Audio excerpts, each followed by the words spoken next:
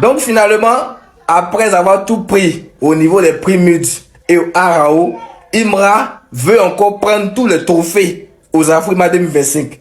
C'est-à-dire, il était nominé dans 5 catégories. Et là, actuellement, il est premier dans toutes les catégories.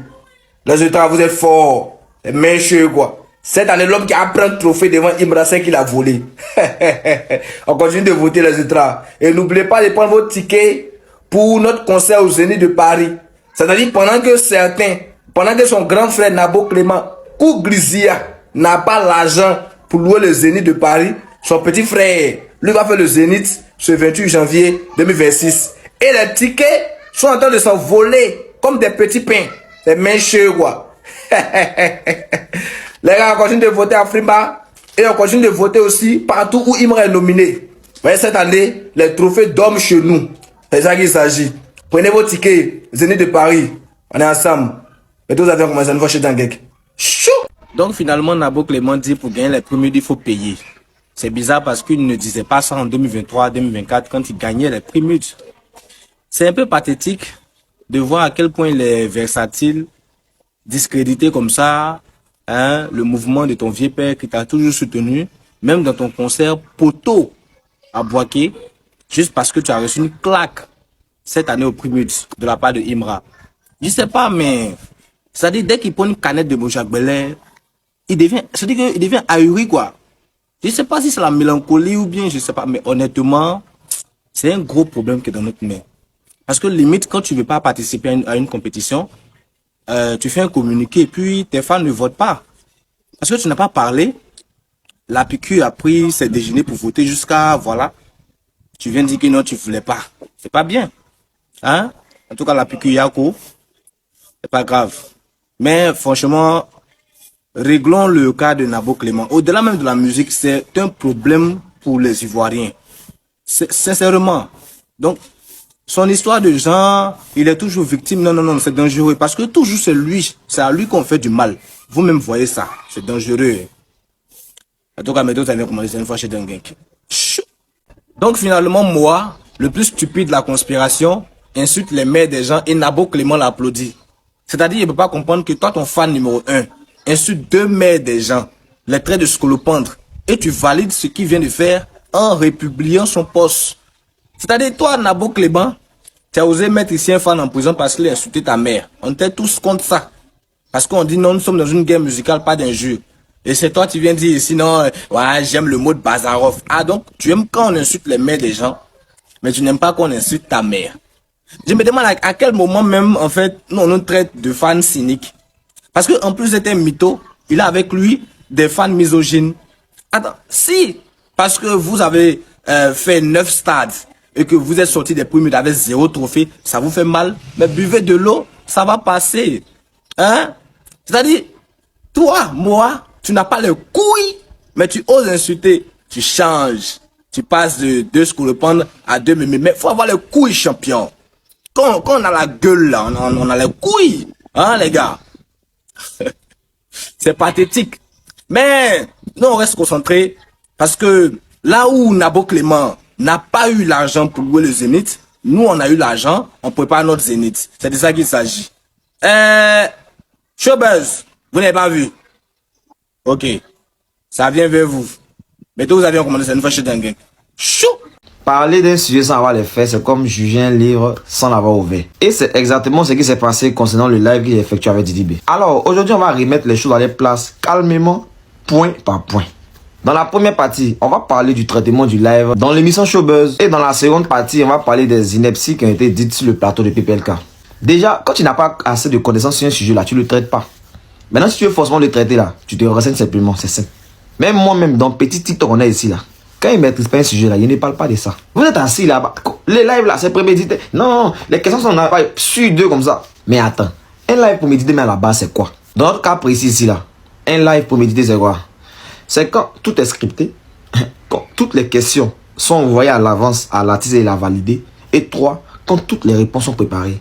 Alors que dans notre cas ici là, rien du tout n'est préparé. Bref, je vous épargne les détails parce que je trouve que ça sert à rien. On va juste aller droit au but. En gros, le live que vous avez vu qui s'est mis en place là, l'équipe de l'artiste me confirme ça 1 heure avant démarrage. Il dit bien 1 heure. Il n'a pas dit un jour, il n'a pas dit une semaine, il n'a pas dit un mois. Il dit 1 heure avant démarrage. Déjà, même, il n'est pas à la maison, donc il cherche à rentrer. Et dans le même temps, là, il prépare déjà quelques questions. Même ça encore, là, l'artiste n'a aucune connaissance de ces questions. Et si vous avez fait un minimum d'efforts, parce qu'il peut me dire, vous n'avez pas vu le live en direct, ok. Mais si vous avez fait un minimum d'efforts, vous allez voir que c'est pendant les lives, en plus des premières questions qu'il a préparées là, les questions là venaient directement des abonnés qui étaient dans le live où on m'envoyait en temps réel sur mes différents réseaux sociaux. Et encore ça, comme il a dit, l'artiste n'avait aucune connaissance de ces questions à l'avance. Bien sûr, c'est un artiste international, donc avant de venir dans le live, il va forcément se préparer en amont à son niveau. Mais nos questions là, il n'avait aucune connaissance à l'avance de ces questions. Donc, le live arrangé là, c'est à quel niveau quoi? C'est où? Je veux savoir. Ensuite, vous dites là-bas que Didi B a mal fait de s'exprimer. Mais attendez, vous voulez quoi finalement dans ce pays? Quand toute l'année ça a menti sur lui et il s'était. Et ces mensonges-là, comme il s'était, ça devait en griffe des vérités. Parce que finalement, c'est collé sur lui. Vous dites qu'il fait mal de ne pas s'exprimer. Maintenant qu'il parle, il vient s'exprimer dans un live chill, sans tabou, sans filtre, avec sa fanbase. On dit qu'il se justifie. Tu as beaucoup à dire quand il paie. Attends, mais on est chez les fous quoi. Bref, si pour vous, c'est pas nécessaire, pour sa fanbase là, ça l'est. Et ça, c'est le plus important. Parce qu'au-delà de son talent et de ses performances là, c'est aussi la fanbase qui fait l'artiste. Donc, je suis désolé, mais leur avis est tellement plus important que l'avis des gens qui passent le temps à le dénigrer toute l'année.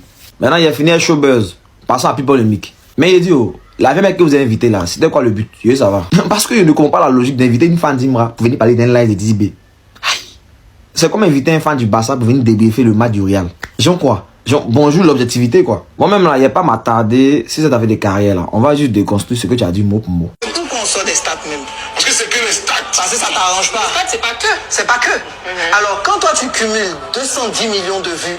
Bref, déjà même là, moi je n'ai pas rentré dans le débat de 10 ans de carrière, 5 ans. Parce que factuellement, on sait qui a plus d'années de carrière entre les deux. Mais bon, on vous connaît. Vous prenez toujours ce que vous arrangez. Déjà même dire qu'il a fait ce que vous dites là en 10 ans, c'est faux. Dans la mesure, le premier clip posté sur la page YouTube de Didi B, c'est en 2020 et il n'y a pas l'argent dedans.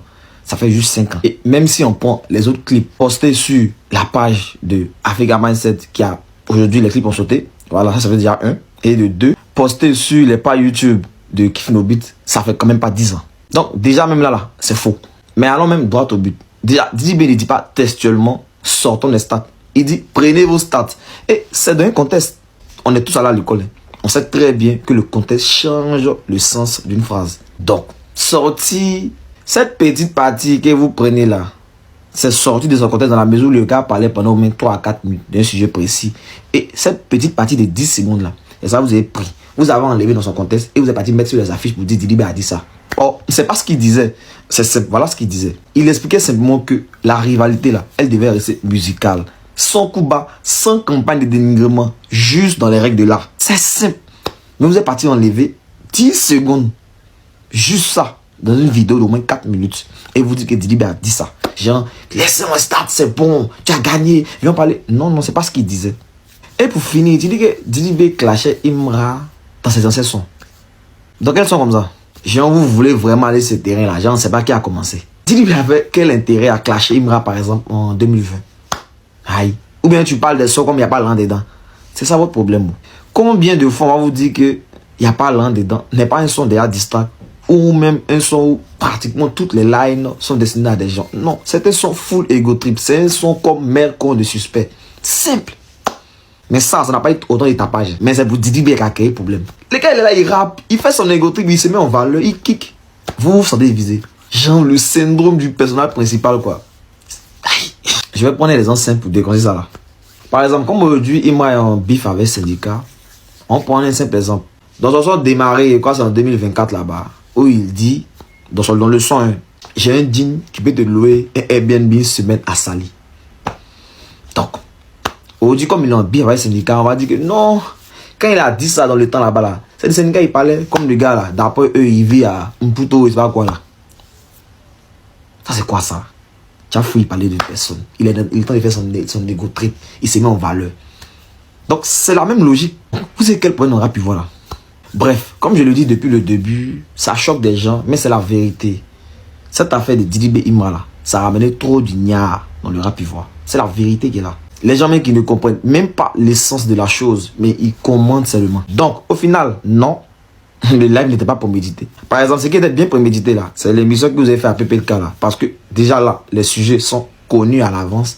Les questions même parfois sont connues à l'avance. Donc, c'est ça qui est prémédité. Sinon, ce qui est fait Didi B là, vous savez très bien, vous avez vu. C'était très spontané. Et de deux, Didi B n'a pas dit laissez les stats. Donc, quittez dans ça là. C'est ce qui n'est pas bien dans votre débat là. Il y a trop de mauvaise foi. Genre, les gars parlent ici, vous envoyez ça là-bas. Donc les gars, vous connaissez, c'était vos gars qui dans des souvenirs. T'es construit les petits qu'on va à longueur de journée. Il y a bruit là. Et une fois qu'on a bougé toujours. La MIF, nous voilà arrivés à la fin de la vidéo. Dites-moi ce que vous en pensez de la vidéo. Est-ce que vous pensez que Imra va encore prendre les 5 trophées au niveau d'Afrima Haute? Nous allons tous sur là-dessus. Nous allons voir ce que ça va donner. Nous allons voir si Imra va encore prendre les mêmes trophées. Dans la MIF, on se retrouve dans une nouvelle actu. N'oubliez pas de liker, de vous abonner, de commenter ensemble. La MIF, ciao, ciao.